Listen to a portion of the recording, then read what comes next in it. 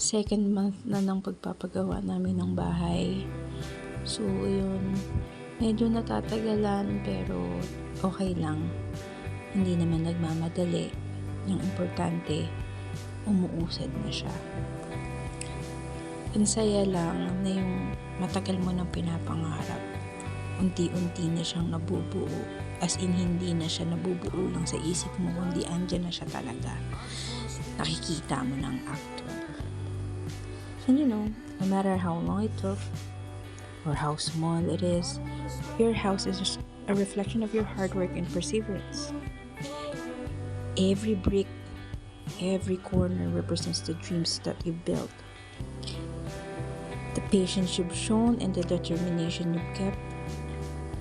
It's not just a place to live, but a testament to your strength. Celebrate the journey and remember, it's yours.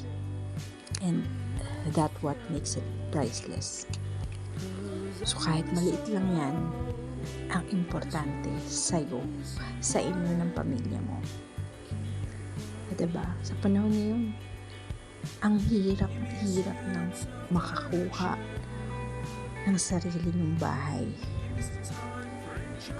It took us ilang years? 15 years? 15 years kami nangungupahan. And now, ito, meron na kaming matatawag naming amin. And hopefully, sa next video, yung kabuuan na.